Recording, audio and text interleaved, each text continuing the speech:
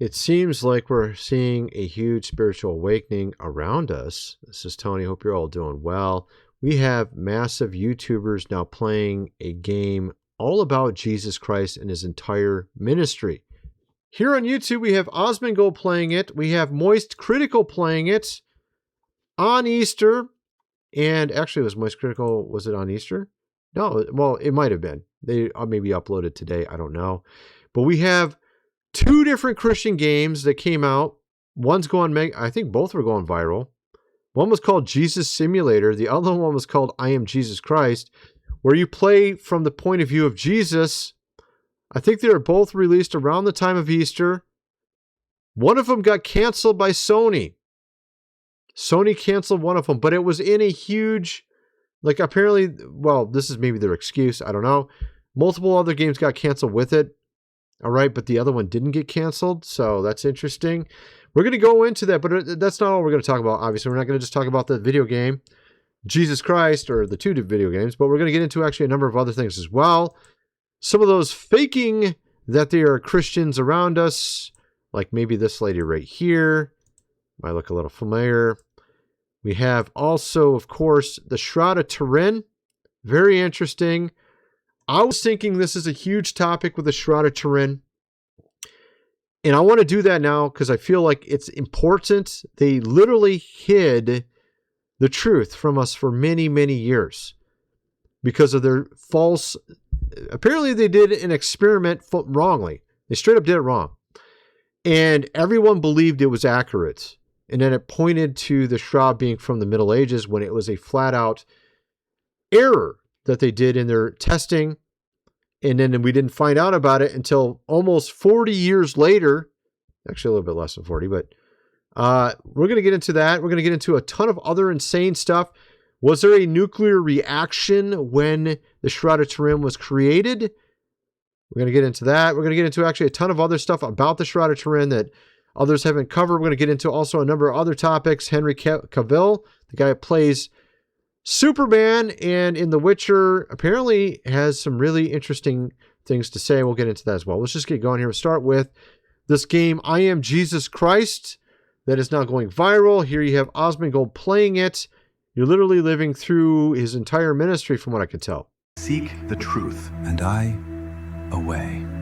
The truth leads, and the way is revealed. The time will come. But Rabbi, are you leaving us? Yes. What should we do? Return to the one who sent you. We will meet again soon. But how will we know when that happens? You will know. He who seeks the truth will not be overlooked. Thank the merchant. Who's the merchant? Ooh, it's like thank the bus driver in Fortnite. Yo. Hey. Did you manage to find John the Baptist? You fucking right next to you, idiot. Would you like to return? He's like right next to him. So of course here he is playing the game, and it's actually, it looks like it might be a kind of long game. He played for 5 hours. I think he got to the end. There you go. Got to the end, I think. Oh, it's the last one. Okay, never mind. All right, save. Quit the menu. Okay, there it is. Yeah. What does he think? It's the Quran. Book of Revelations? Yeah, I guess so. Well, there it is. That's the game. Happy Easter, boys. Happy Easter. Looks like you like the game. That's pretty cool. I'm going to have to check that game out for sure now. We have here Moist Critical playing it as well.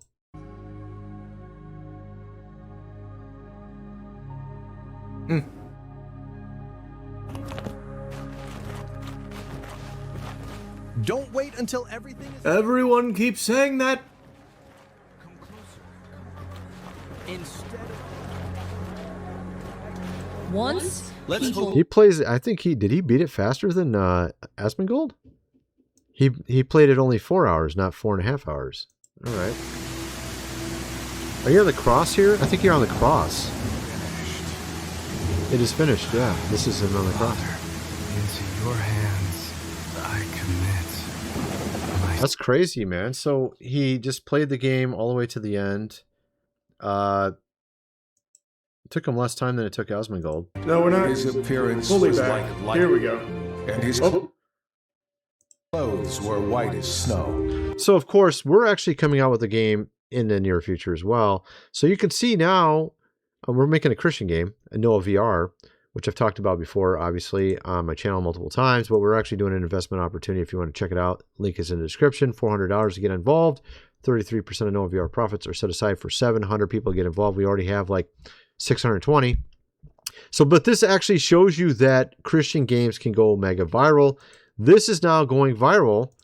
I Am Jesus Christ. Also, Jesus Simulator was going viral as well, from what I understand. Unfortunately, Sony canceled it. Sony, maybe it's one of the main ways you could actually download the game, but I'm sure there's other ways as well. Sony, what was it? Let me find this real quick. I don't think I had it pulled up. Jesus Simulator, I think they call it. Sony. Let's pull this up. Developing, Sony has removed the new Jesus Simulator. This is a different game. Jesus Simulator is a game where you play as Jesus, perform biblical miracles like walking on water, healing the sick, all the way to his resurrection. Let's just play a little bit of this. This is the other game, which is very similar, called Jesus Simulator. Your hour has come. Ah! What have we to do with you, Jesus of Nazareth? Okay, it's got music.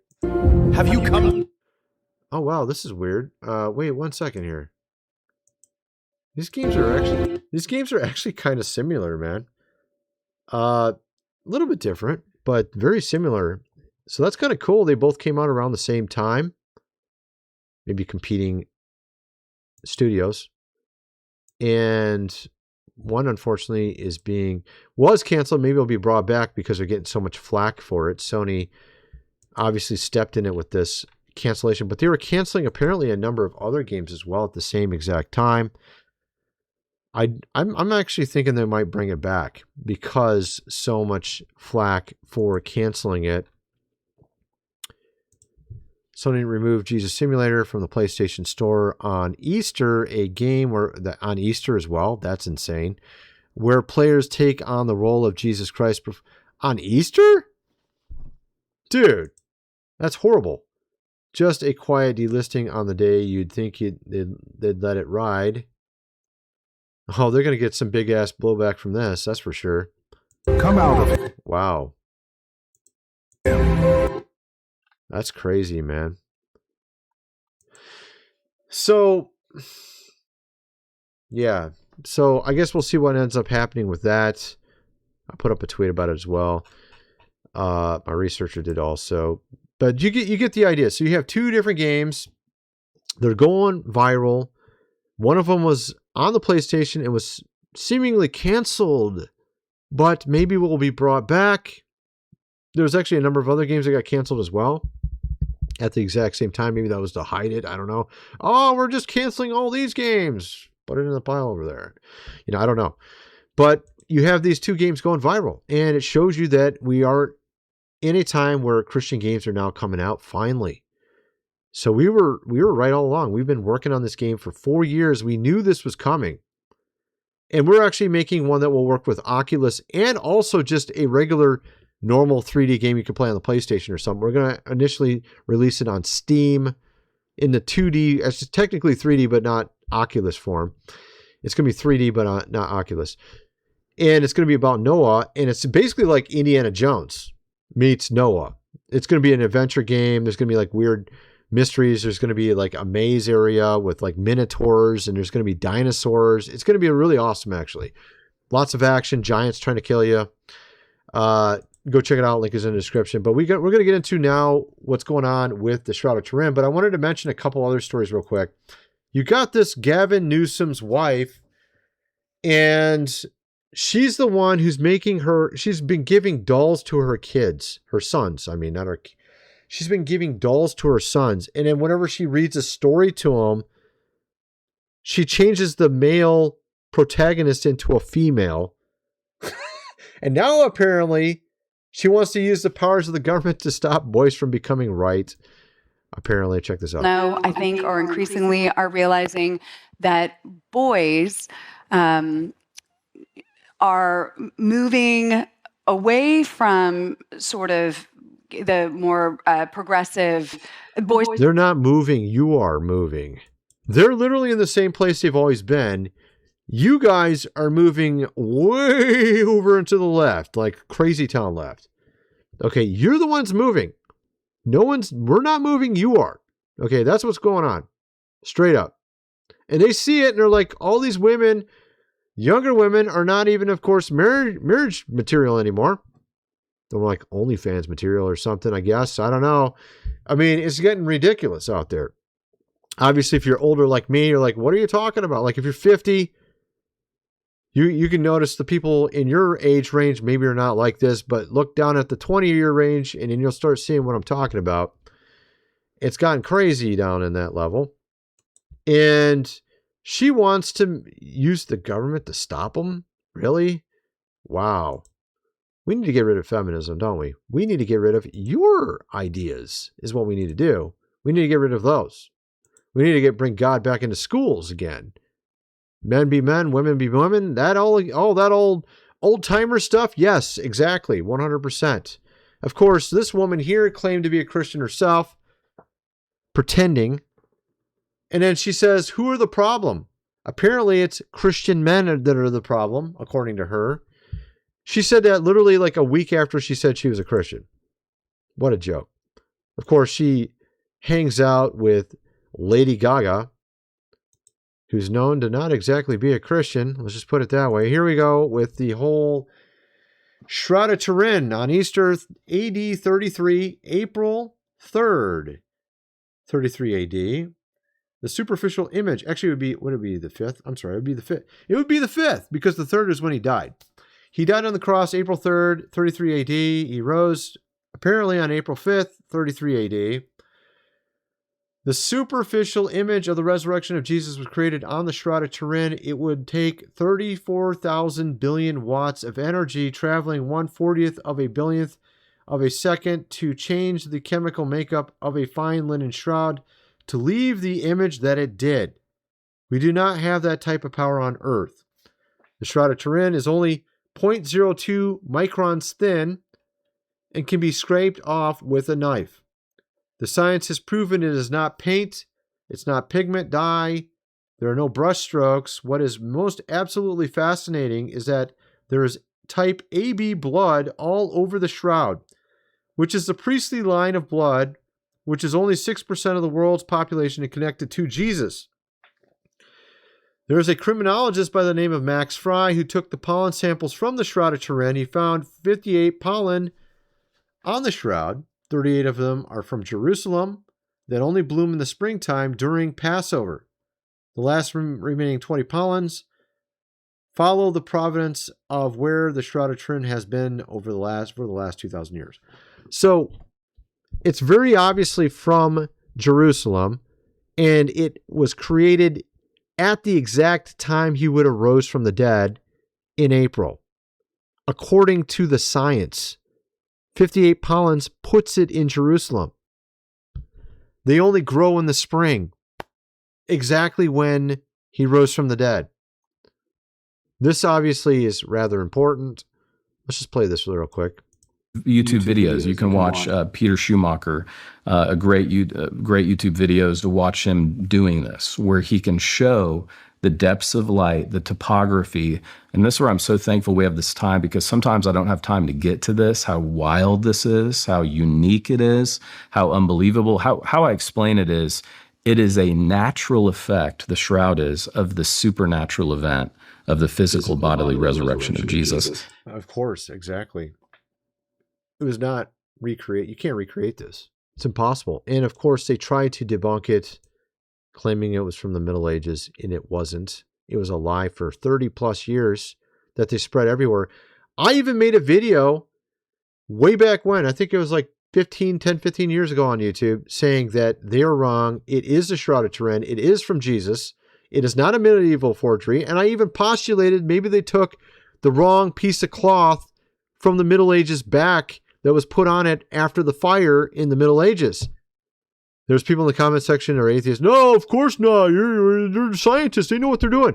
Well, they did it wrong. I was exactly right. What I said was exactly right. 10, 15 years ago here on YouTube. Shroud of Turin discovery. Shroud of Turin discovery places burial cloth at the time of Jesus' death. The Shroud of Turin, widely considered the most studied, debated, and controversial relic in human history. The only reason why it was so controversial is because of false laboratory experiment that I think was intentionally done wrongly. The man got a very nice, cushy position at his university afterwards.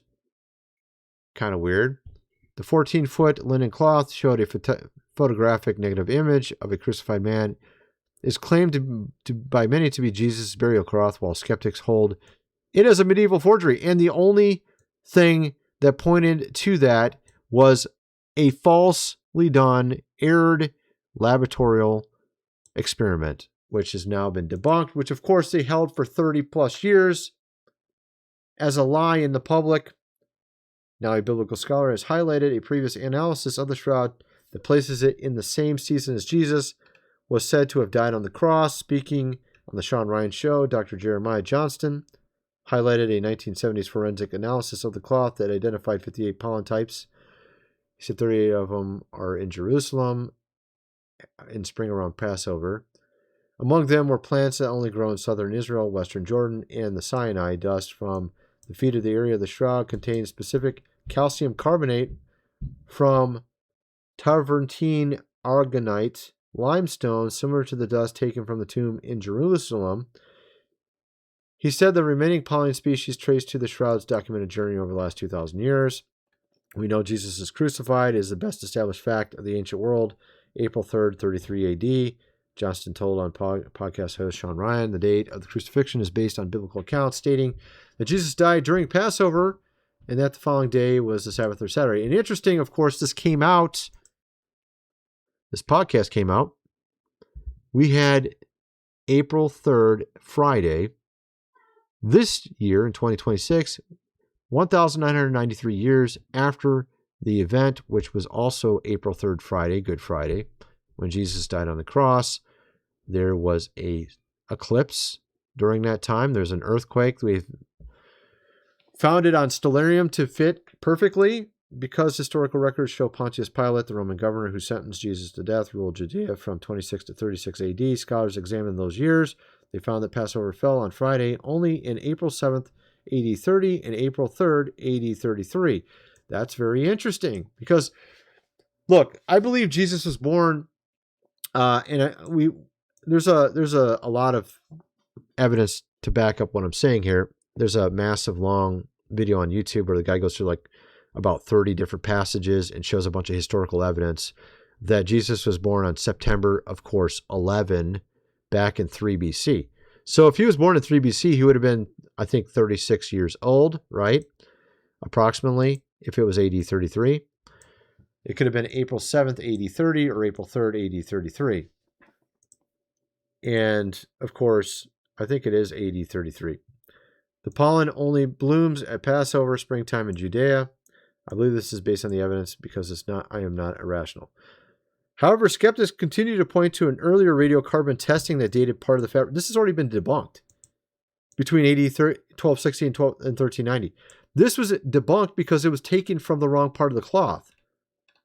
And it's already been proven. So why are they still perpetuating this garbage? Johnston, who earned his PhD at Oxford, admitted on the Shawn Ryan show that he was long conditioned to view the cloth as a medieval forgery, a belief rooted in a 1988 study that dated a corner sample of the fabric between 1260 and 1390. I used to be the biggest skeptic of the shroud. It turns out when you look at it, the Shroud of Turin is scientific proof of physical body resurrection of Christ. I believe that is based on the evidence of the 102 academic disciplines that have studied over 600,000 research hours into it.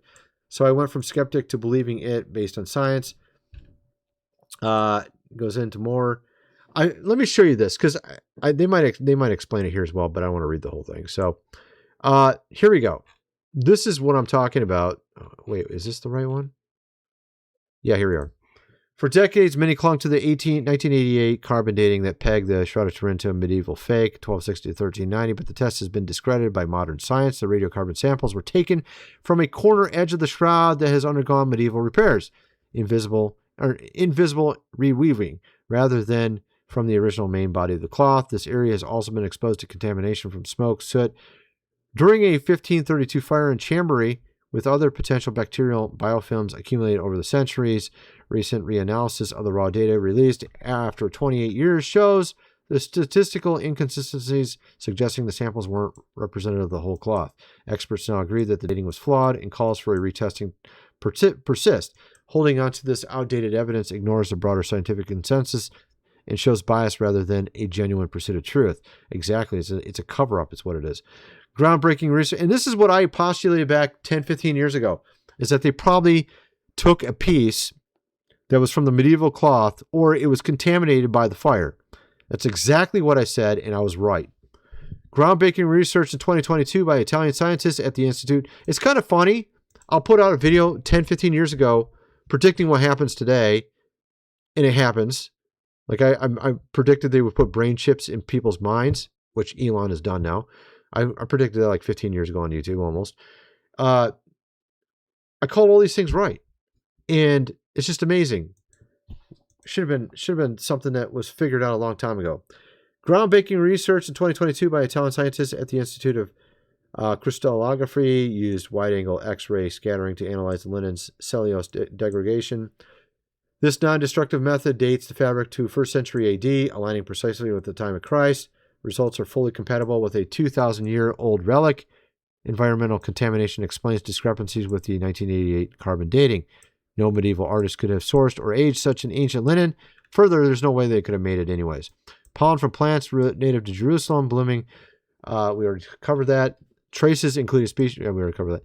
AI has revolutionized the understanding of the shroud. Principal component analysis on a 1978 UV photos reveal molecular changes from neutron radiation, potentially skewing old carbon dates and indicating an intense energy event. So even the energy event that created the shroud itself might have skewed the results. That's interesting. I didn't know that. AI mapping of the wounds.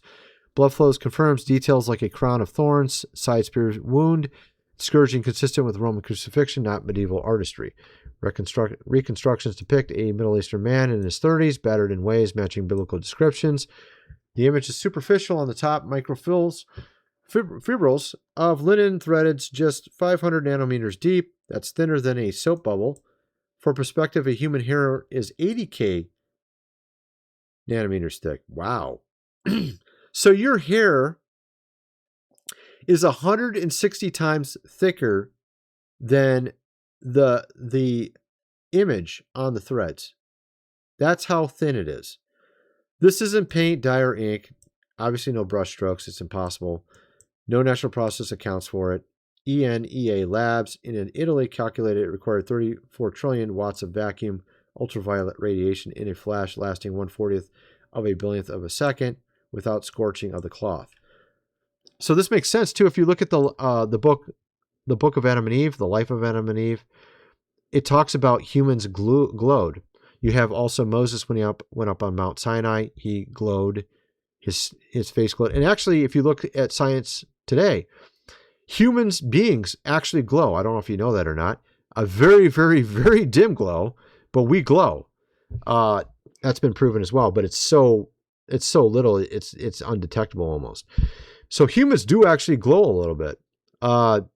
But obviously before the fall, we had much greater glowing to us. Perhaps that's related to this. I don't know. Or it could be just God's light raising them from the dead, right? Or something related to that. Or it could be sort of a relation. This exceeds medieval or even modern replication capabilities. Bloodstains are real human blood, type AB, male DNA, trauma markers unknown in the Middle Ages. While DNA shows multiple ethnic traces, likely from centuries of handling the blood, forensic details, pre- and post-mortem flows align with crucified victim. The medieval forgery theory is obsolete, buried by converging evidence from X-ray dating, AI forensics, radiation studies, and botanical traces. The shroud stands as an overwhelming, unexplainable phenomenon, strongly supporting its authenticity as Christ's burial cloth. Controlled server room, a supercomputer is currently processing millions of data points from a single object, a 14-foot strip of ancient linen. It's hunting for order in the chaos. Suddenly, the algorithm stops. It catches a signal. The AI has identified a repeating symmetrical signal embedded in the Shroud of Turin. This isn't a stain. It's a sequence. This discovery has forced physicists to ask a question they never thought they'd ask. Is the world's most famous religious relic actually a record of a nuclear-level event that physics can't legally explain yet? Wow. Yeah, I think I saw this. I think I saw this video before, or part of it at least. Mathematical symmetry. This is a pattern that no medieval artist could have created. Man, the computer found a repeating mathematical symmetry. This is a pattern that no medieval artist could have created. In fact, no known natural process can explain it. Basically, the AI found a digital ghost locked in the threads. Yeah, that's interesting.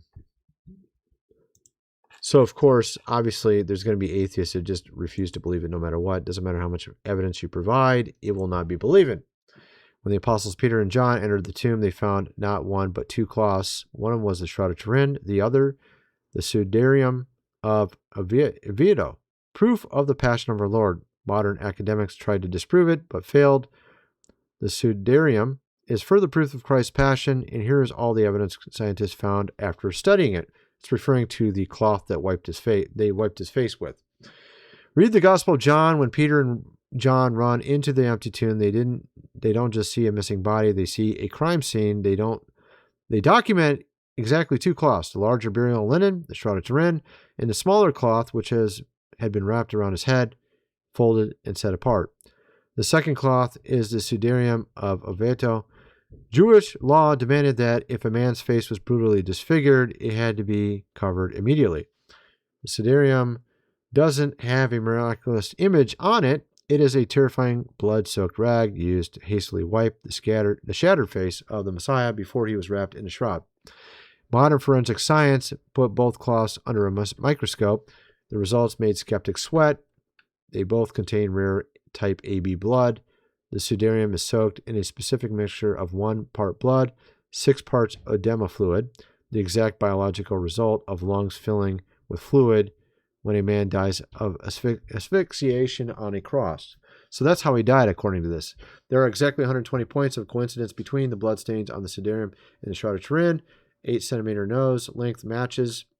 The puncture wounds from the thorns on the nape of the neck align flawlessly.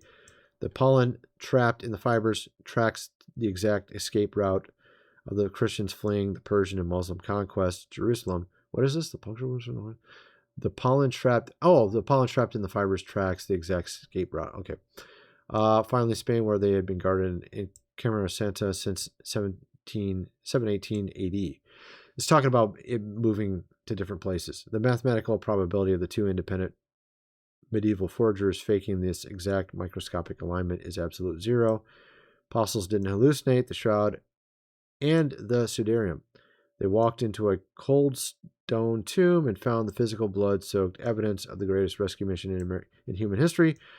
Blood is real, the wounds are real, and the king is alive. So this is the other one. Here we are. Interesting. So it does match. It doesn't show an image, though, but it matches. And that's the shroud, I believe. And they matched the two together. That's pretty cool. So you got that one there. Pretty interesting. You got also... I wanted to get into a couple other stories. So I think that's pretty interesting. I think that's some really legitimate evidence. I don't know how you can easily explain that away. You can't. There's obviously other people being crucified during that time, but very few of them would have had type AB blood. And almost none of them would have had the exact same wounds Christ had. They clearly didn't put a crown of thorns on everybody that was crucified. He was probably the only one who ever had that happen. I would guess that very few of them got speared through the side like he did. And I'm guessing none of them had miraculous powers like he did. And so it comes back to very obviously evidence that Jesus rose from the dead. Scientific evidence that Jesus rose from the dead. You have two different cloths, actually, showing evidence. At any rate, then you got this story here about Henry Cavill and Millie Bobby Brown. I just wanted to point this out because I thought it was interesting. Apparently, Henry Cavill had put boundaries up when he was an actor, when he was around those that were younger, like Millie Bobby Brown. Check this out. I know Henry, he has terms and conditions with me. I'm not allowed to ask about his personal life. It's like, Millie, shut up, no. And I'm like, understood. These strict rules about personal relationships are very different from Millie's friendships with Stranger Things cast. Or Drake? Drake? All right. Drake? You did a lot better than me. I mean, you guys aren't aware, Drake and her had a, in my opinion, pretty weird relationship, whereas she was 14 and he was in his mid to late 30s. They would text about dating and boys, and he would ask her all kinds of like, so who are you dating now? And See, this is what I think this is really interesting that Henry Cavill had this approach. This should be what all of them are doing. But obviously today, so few have any actual morals in Hollywood. Millie Bobby Brown shares wild boundaries Henry Cavill sets, and people don't know how to feel. I think it's good. I think this is really good. It's like you can see that they've removed the boundaries around us in our society. You can see it with the rainbow. You can see it with a lot of other things. And that this is what's caused our society to downfall of recent, is removing these very obviously important and good boundaries for how people are supposed to conduct themselves, how they're supposed to live in society. The whole idea of what is a man, what is a woman, the whole rainbow, and it's not just that. I mean, there's so many other things. There's so many other things. I mean, just simple stuff like this. Having some actual normal boundaries when you're around someone who's under, of course, age at the time. And of course, on top of that, they've now disparaged women being in the home, raising kids.